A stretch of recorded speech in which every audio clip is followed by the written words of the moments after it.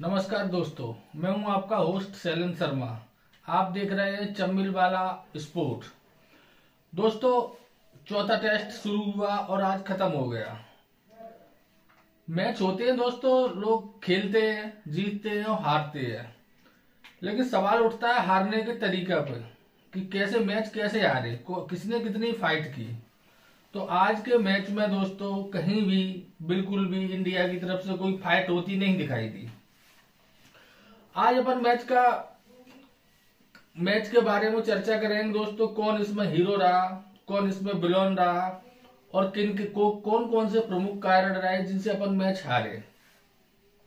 वैसे तो कईयों कारण है, लेकिन अपन शुरुआत करेंगे।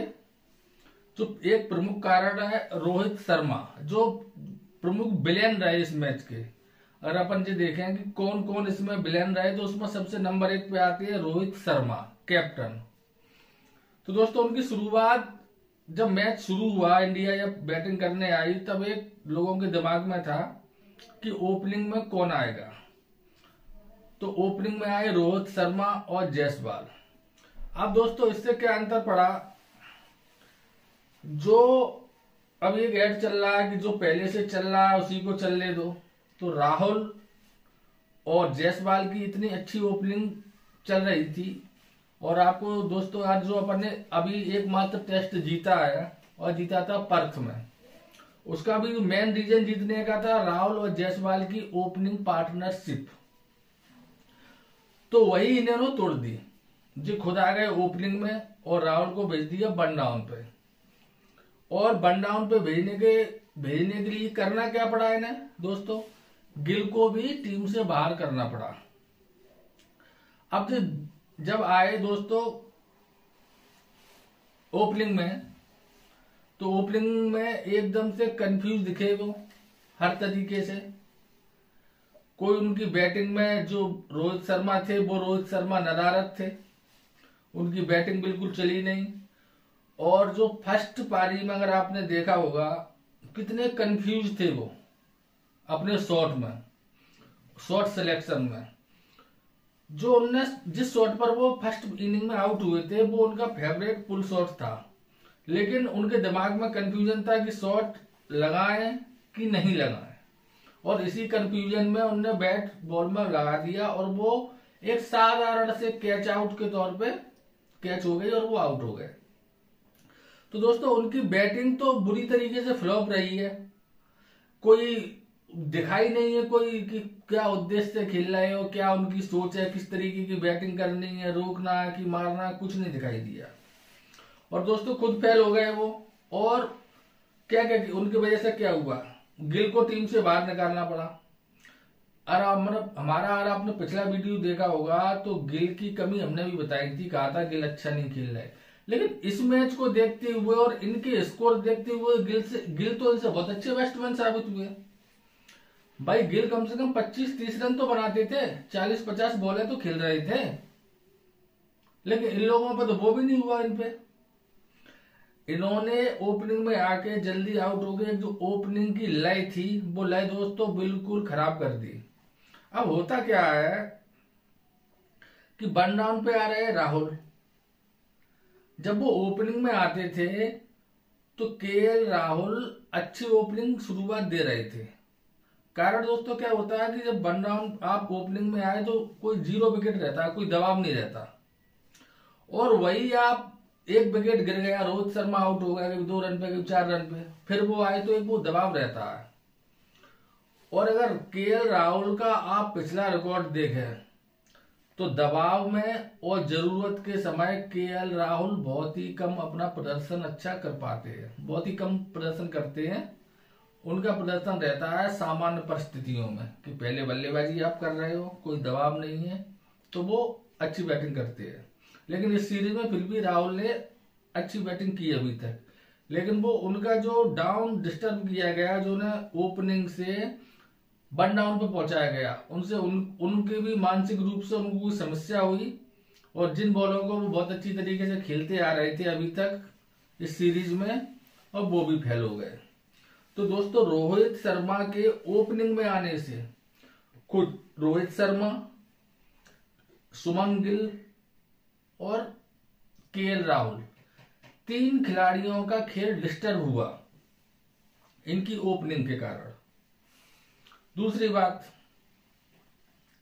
जो आज दूसरी सेकंड इनिंग खेल रही थी इंडिया, उसमें जो कप्तान होता है, एक कप्तान और सदस्य टीम के और कोच, इनके पहले प्लानिंग होने चाहिए कि प्लानिंग क्या है तुम्हारी। तुम मैच ड्रा के लिए खेल रहे थे या जीतने के लिए? अब 5वें दिन 90 ओवर खेलना ड्रा के लिए क्या सरल था? अभी तक आप 40, 50, 60 ओवर में ऑल आउट हो रही थी टीम। पिछले मैच देख लो, चाहे न्यूजीलैंड वाले, चाहे ये 3 मैच, तो आप कहाँ 90 ओवर खेलने की सोच रहे हो कि मैच ड्रा करा देंगे? आप शुरू से आए और वही माइंडसेट लेके आए कि हमें सब ड्रा कराना है मैच। आप 90 ओवर रन बना के खेल के तो निकल सकते, आप उनको रोक के और बिना रन बनाए आप सोचो कि 90 ओवर निकल जाए, ऐसा नहीं होता, और वही हुआ। तो उनकी जो प्लानिंग थी वो पूरी तरीके से गलत थी, और जो प्लानिंग वो सोच रहे होंगे वो फेल हो गई। क्योंकि उन्होंने अगर ये सोचा होगा कि शुरू के कुछ ओवर आराम से निकालें, उसके बाद गेंद को पुरानी करें, फिर मारें, फिर अपन बढ़ाएं रन रेट, फिर और उससे मैच जीते, तो वो नहीं हो पाया। अब वो हो भी नहीं सकता था, क्योंकि कोई फॉर्म में थोड़ी चल रहे थे। इनने जो 40-50 गेंदें खेली रोहित शर्मा ने, अगर वो 40-50 गेंदें वो मार के खेलते, तेज रन रेट के बना के लेके चलते, तो मैच का परिणाम आज कुछ अलग हो सकता था, जो कि नहीं हुआ। इनकी प्लानिंग, और इस प्लानिंग में गौतम गंभीर भी जिम्मेदार होंगे, क्योंकि गौतम गंभीर भी एक विलेन है इसके टेस्ट में।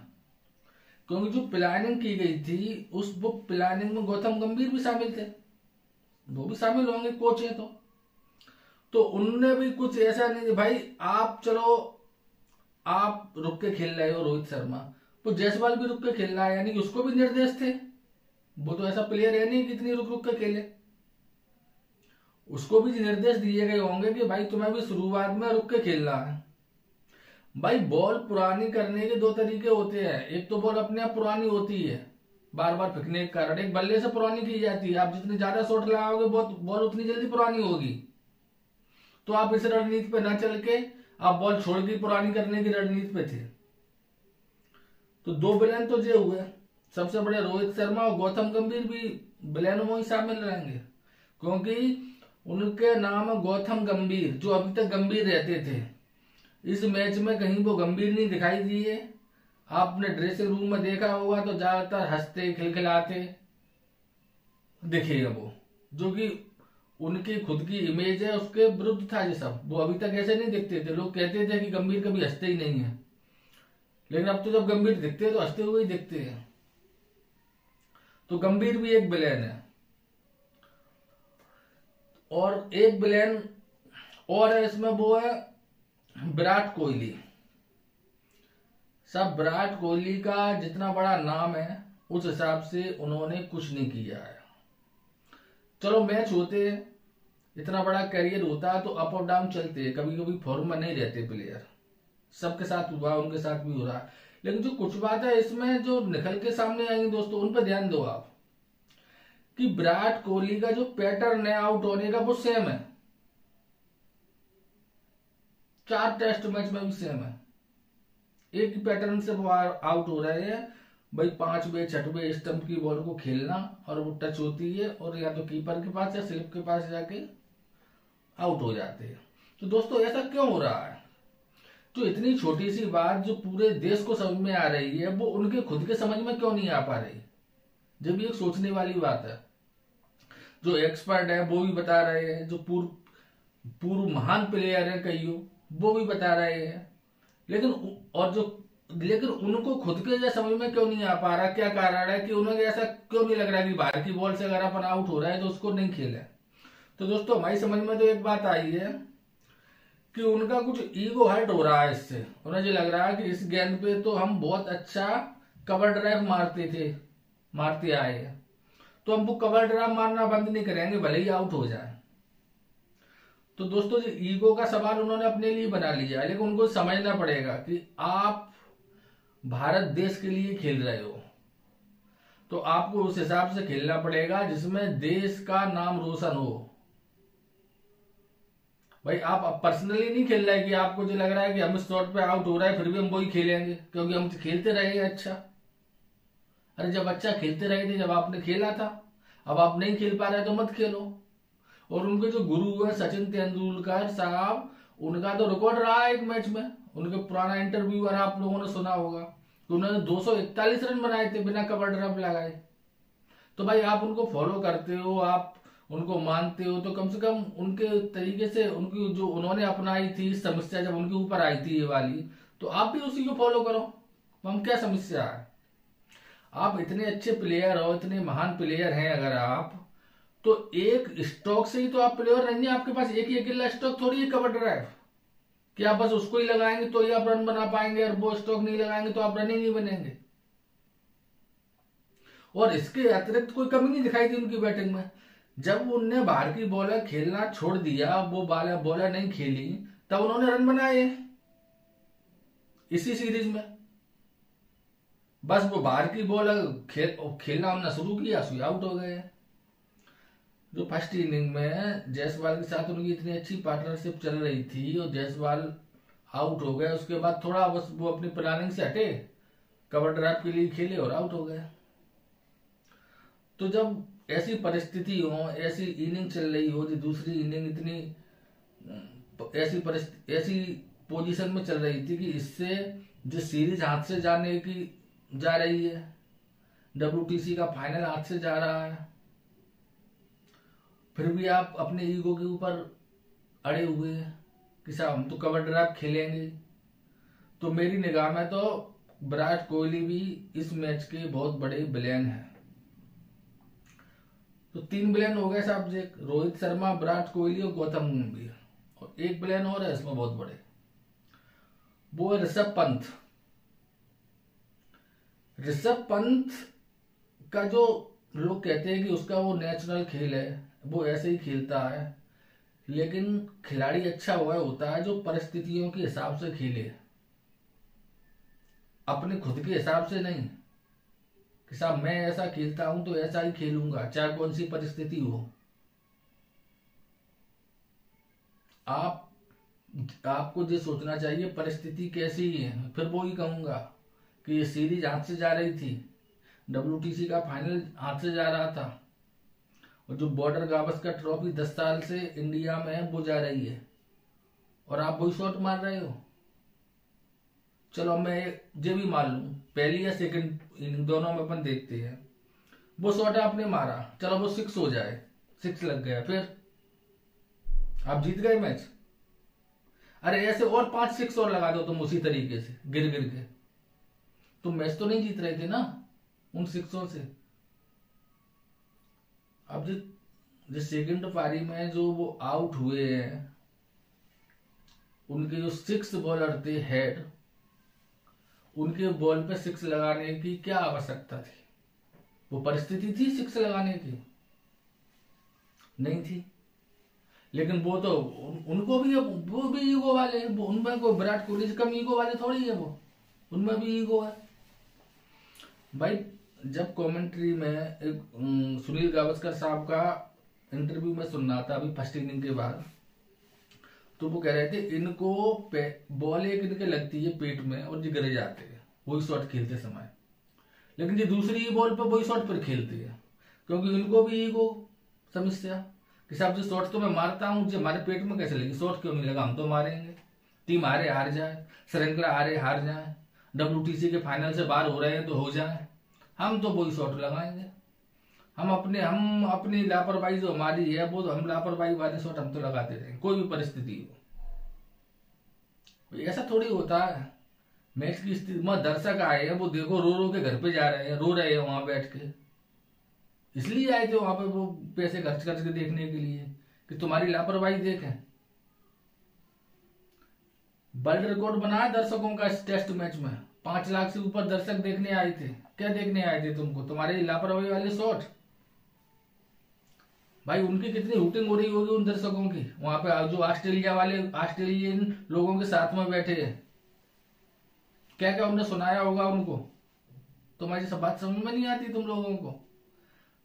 भाई अच्छे शॉट खेलो। जब वाशिंगटन सुंदर टिक सकते हैं पिच पे, वो 50 बॉलर 100 बॉलर 150 बॉलर खेल सकते हैं, तुम नहीं खेल सकते।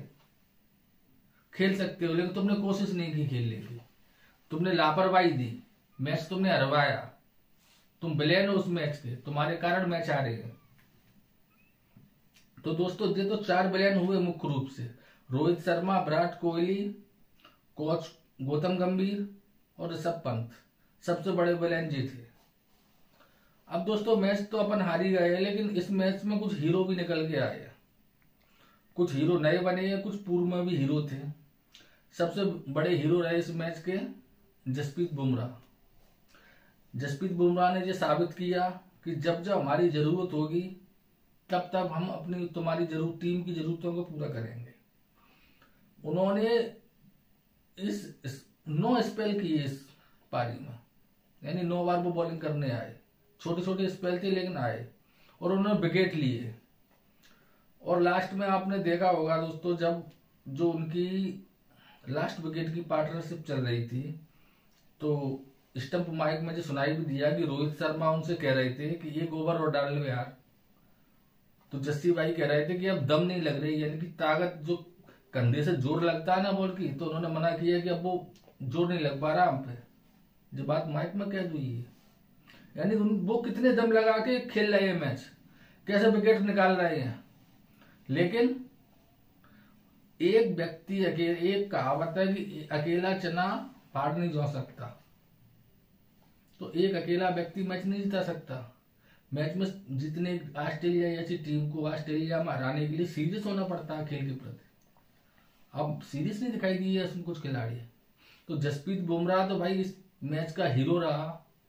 उसने बहुत अच्छी बॉलिंग की और उसकी बॉलिंग की खासियत, आप उनके मैथ्यू हेड है जो उनके सबसे अच्छे खिलाड़ियों में से एक है, उनका एक इंटरव्यू मैंने सुना था। वो कह रहे थे कि मैं अपने पोता पोतियों को बताऊंगा कि मैंने जसप्रीत बुमराह को खेला है। आप समझो उनकी महानता कि कितने महान बॉलर है वो।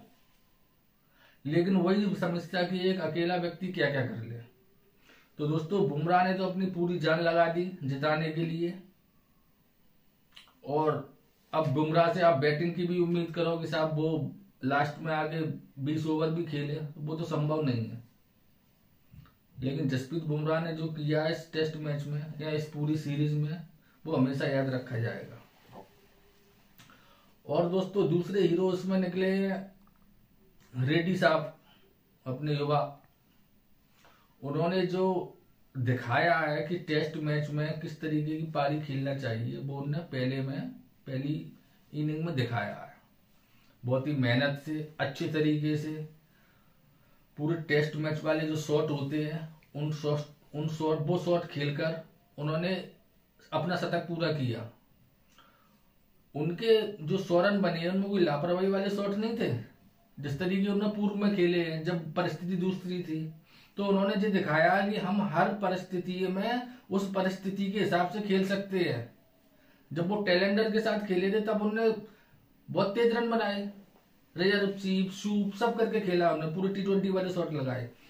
अब परिस्थिति थी टेस्ट मैच की इनिंग खेलना, टेस्ट में खेली जाती है प्रॉपर तरीके से, वो उन्होंने खेल के शतक लगाया।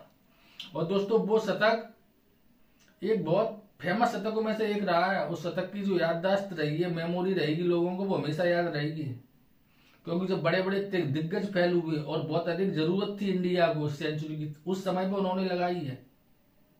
कितने लोग भावुक हुए थे उनके शतक पर, ये तो आपने देखा ही होगा। तो वो भी एक हीरो बन के उभरे इस टेस्ट मैच से। और एक हीरो और उभरे है, वो है वॉशिंगटन सुंदर। वॉशिंगटन सुंदर ने साबित किया कि वो टेस्ट मैच में उनको क्यों खिलाया गया है, किस जरूरत के लिए, वो सारी जरूरतें उन्होंने पूरी की है। इस पारी में भी दोस्तों नॉट आउट गए हैं, वो आउट नहीं हुए हैं। उन्होंने शायद 5 रन बनाए और लगभग 45 से 50 बॉलें खेली हैं। उनका कोई साथ देने वाला नहीं रहा। अगर उनका कोई साथ देता तो शायद ये मैच बच भी सकता था, लेकिन नहीं, कोई सीरियस ही नहीं था।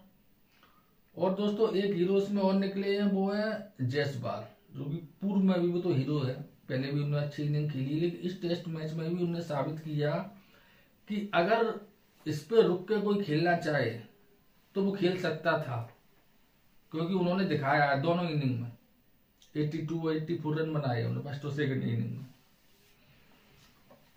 वो थोड़ी दुर्भाग्यशाली रहे इस इनिंग में कि वो आउट हो गए, जो भी गलत फैसला था। तो दोस्तों ये तो हीरो निकले इस मैच से, वॉशिंगटन सुंदर, रेड्डी और बुमराह। अब इस टेस्ट मैच में दोस्तों कुछ लक भी अपने साथ नहीं था, वो ऑस्ट्रेलिया के साथ था। जैसे टॉस हुआ, टॉस ऑस्ट्रेलिया जीत गई, तो वो थोड़ा लकी कहेंगे। एम्पायर का फैसला वो ऑस्ट्रेलिया के पक्ष में गया। अगर जयसवाल आउट ना होते तो शायद मैच का कुछ परिणाम और हो सकता था। तो दोस्तों ये रहा लक। अब स्कोर अगर आप देखें इस सेकंड इनिंग इंडिया का 84-9-05-30-2-1-3-7-0-0, यानी डबल डिजिट में मात्र 2 खिलाड़ी पहुंचे हैं, एक जयसवाल और एक पंत, और वॉशिंगटन सुंदर नॉट आउट गए। तो ये तो रहा उनकी। अब दोस्तों इसमें थोड़ा गिल की भी चर्चा कर लें। पहले वीडियो में हमने गिल की बड़ा बुराई की थी, लेकिन अब हमें लग रहा है कि गिल टीम में आने लायक हैं, और इस टीम से अगर जाने लायक हैं तो रोहित शर्मा, विराट कोहली और ऋषभ पंत।